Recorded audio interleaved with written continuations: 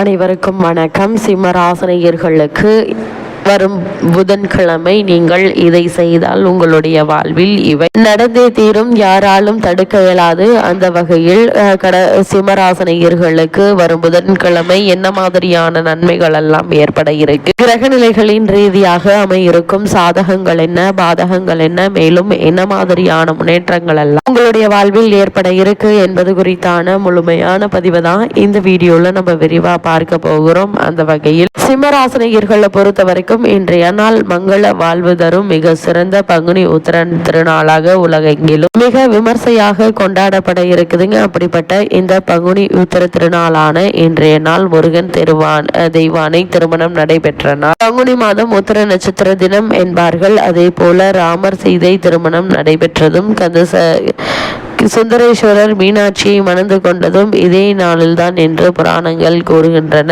ரதிக்காக மன்மதனை சிவபெருமான் உயிர் தந்ததும் இந்த நாளில்தான். எனவே தெய்வ திருமணங்கள் நடைபெற்ற நாளில் திருமண தடை ஏற்பட்டவர்கள் விரதம் இருந்து மாங்கனி படைத்து முருகபெருமானை வழிபடுவது நல்லது. பங்குனி உத்திர விரதத்தை ஒரு சிலர் கல்யாண விரதம் என்று அழைப்பார்கள். அதே போல் வாழ்க்கை வளமாக இருக்க எதையும் யோசித்து ஒன்றாக நாம் நம்புகிறோம், எதையேனும் ஒன்றை நாம் நம்புகிறோம். அந்த நம்பிக்கையை நாம் பங்குனி மாதத்தில் முருகன் மீது வைக்க வேண்டும். கந்தனின் கருணையை நாம் அளவிட்டு சொல்ல முடியாது. அழுது தொழுவர்க்கு அப்போதே அருள் கொடுக்கும் பொருள் கொடுக்கவும் காத்திருப்பவன் முருகபெருமான். அதே போல சிம்மராசினியர்களை பொறுத்த வரைக்கும் சண்முக கவிராயருக்கும் சிவகாம சுந்தரி அம்மையருக்கும் மகனாக பிறந்த குமரகுருபர சுவாமிகள் பிறவியிலேயே ஊமையாக இருந்தார். இதனால் அவரது பெற்றோர் மனம் வாடினர். தங்களின் மனக்குறையை முருகனிடம் சொல்லி மன்றாடினர். ஒரு முறை குமரகுருபர சுவாமிகளின் பெற்றோர் அவரை திருச்செந்தூருக்கு அழைத்து சென்றனர். அங்குள்ள சண்முகம் விசால மண்டபத்தில் தங்கி விரதம் இருந்து செந்தில் ஆண்டவரை வழிபட்டனர். திடீரென ஒரு நாள் நல்ல உறக்கத்தில் இருந்த பெற்றோரை பார்த்து அம்மா என்று வாய் திறந்து அழைத்தான் சிறுவன். குமரகுருபரன் தங்களுடைய குழந்தைக்கு பேசியதை கண்டு பெற்றோர் வியந்தனர். அதே போல் திருச்செந்தூர் வேலவனே வேளால் நாவில் எழுதியதால் 4000 பாடினார் குமரகுருபவர். அந்நேரத்தில் குமரகுருபவர் பாடிய பாடல்கள் தான் கந்தர் கலிவன்பா என்று அழைக்கப்படுகிறது. முருகனுக்கு 6 முகங்கள் உண்டு. எனவேதான் அவனை ஆறுமுகன் என்று அழைக்கின்றோம். சீருமுகம் கொள்ளாமல் சிரிக்கும் முகம் வாய்க்க பெற்றவன், கும்பிட்டவர்களுக்கு பேரும் புகழும் தருபவன். அப்படிப்பட்ட ஆறுமுகத்திற்கு 12 காதுகள் உண்டல்லவா? அந்த 12 காதுகளுக்கு எவற்றையெல்லாம் கேட்க காத்திருக்கிறது என்று முத்துக்குமார சுவாமி திருவெண்பாவில் சிவஞான தேசிகர் அழகாக விளக்கியிருக்கார். அந்த வகையில் முதலாவதாக தாயின் சொல்லை கேட்பதற்கு ஒரு காது, தந்தையின் சொல்லை கேட்பதற்கு ஒரு காது, மாமனாகிய திருமால் சொல்லை கேட்பதற்கு ஒரு காது, ஆணைமுகன் சொல்லை கேட்பதற்கு ஒரு காது, நவகிரகங்களின் சொல்லை நவவீரர்களின் சொல்லை கேட்பதற்கு ஒரு காது, பிரம்மனின் துதி கேட்க ஒரு காது, விண்ணவர்க்கு அரசனான இந்திரன் சொல் கேட்பதற்கு ஒரு காது, தெய்வானை சொல் கேட்பதற்கு ஒரு காது, வள்ளி சொல் கேட்பதற்கு ஒரு காது, அசுரர்கள் சொல் கேட்க ஒரு காது, அதே போல் மறை துதிக்க ஒரு காது, அடியவர்கள் சொல் கேட்க ஒரு காது. அப்படிப்பட்ட முருகபெருமானிடம் நம்முடைய மனக்குறைகளை சொன்னால் அவன் தன் 12 கரங்களாலும் வரங்களை அள்ளி தருவான். அதே போல் பங்குனி 18ஆம் தேதி,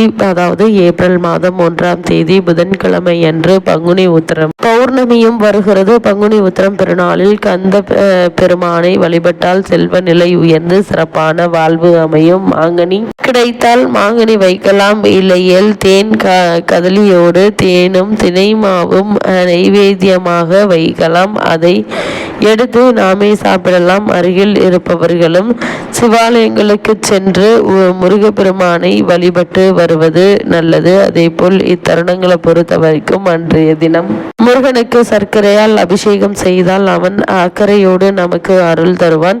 பஞ்சாமிர்தத்தால் அந்த பாலகனுக்கு அபிஷேகம் செய்தால் அஞ்சாத வாழ்வை அவன் நமக்கு அளிப்பான். பாலாலும் பன்னீராலும் அபிஷேகம் செய்தால் வாழ்நாளை நீடித்து கொடுப்பான். அதே போல் பங்குனி உத்திரத்தன்று ஆலயங்களுக்கு அருகில் தண்ணீர் பந்தல் வைத்து பக்தர்களுக்கு நீர்மோர் வழங்கினால் எண்ணிய பலன் நிச்சயம் கைகூடும் என்பது கிரகநிலைகள் தெளிவுபடுத்தது. வேலை வணங்குவதே வேலை என சொல்லும் மாந்தர்களுக்கு நாளும் பொழுது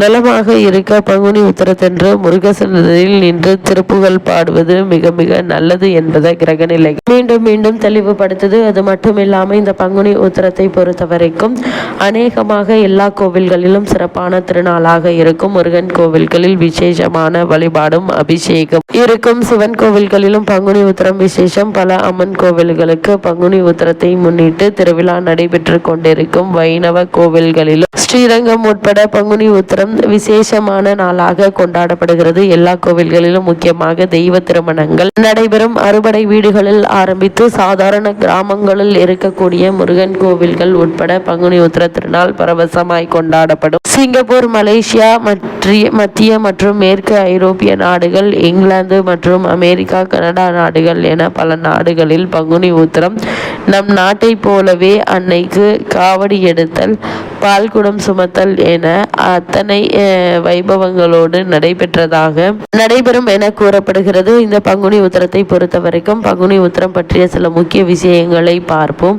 பங்குனி உத்திரம் முருகப்பெருமானுக்குரிய சிறப்பு நோன்பு நாளாக கொண்டாடப்படுகிறது. தமிழ் மாதங்கள் 12ஆம் மாதம் பங்குனி நட்சத்திரம் 12ஆம் நட்சத்திரம் உத்திரம். எனவே 12 கைகள் உடைய வேலவனுக்கு சிறப்பான நாளாக கொண்டாடப்படுகிறது. இந்த ஆண்டு பங்குனி மாதம் உத்திரம் ஏப்ரல் மாதம் 1ஆம் தேதி புதன்கிழமை வருகிறது. அன்று மாலை வரை உத்திர நட்சத்திரம், அதற்கு பிறகு அஸ்த நட்சத்திரத்தை வருகிறது. அதோடு பௌர்ணமியில் அன்று காலை முதல் இரவு. எனவே பொருளாதாரம் ஆலயங்களில் ஏப்ரல் 1ஆம் தேதி பங்குனி உத்திரம் கொண்டாடப்படுகிறது. சில கோவில்களில் மட்டும் மார்ச் 31 செவ்வாய்க்கிழமை என்று பங்குனி உத்திரம் கொண்டாடப்படுகிறது. முருகப்பெருமான், தெய்வானை, சிவன், பார்வதி மற்றும் ஆண்டாள், ரங்கநாதர் ஆகியோரின் திருமணங்கள் இந்த நாளில் நடந்ததாக புராணங்கள் கொள்கின்றன. அந்த வகையில் இன்றைய நாளில் எவ்வாறு நீங்கள் விரதம் இருக்க வேண்டும் என்று பார்க்கும்போது, நினைத்ததையெல்லாம் நிறைவேற்றும் பங்குனி உத்திர விரதத்தை சிறியவர்கள் முதல் பெரியவர்களை வரை அனுஷ்டிக்கலாம். விரதம் இருப்பவர்கள் முழு உபவாசம் இருக்க வேண்டும். ஆனால் சர்க்கரை நோய் உள்ளவர்கள், வயதானவர்கள், பசி தாங்க முடியாதவர்கள் பாலும் பழமும் அருந்தலாம். பங்குனி உத்திரத்தன்று காலையில் நீராடி சங்கல்பம் செய்து வேண்டிக் கொள்ள வேண்டும். அதே போல இத்தருணங்கள்ல அன்று முழுவதும் விரதத்தை தொடங்கிவிட வேண்டும். முருகநாமத்தை ஓத வேண்டும். அதே போல் பக்தி பாமாலைகள் குழுவாகவோ அல்லது தனியாகவோ பாடலாம். மாலையில் பெருமாள் முருகன் சிவன் கோவிலுக்கு சென்று தீபமேற்றி வழிபட வேண்டும். பெருமாள் தாயார் அபிஷேகம் மிக விசேஷமானது. அதே போல சிவபெருமானுக்கும் உமையன்னைக்கும் அபிஷேக ஆராதனை நடைபெறக்கூடிய ஒரு நாளாக இன்றைய நாள் அமைகிறது.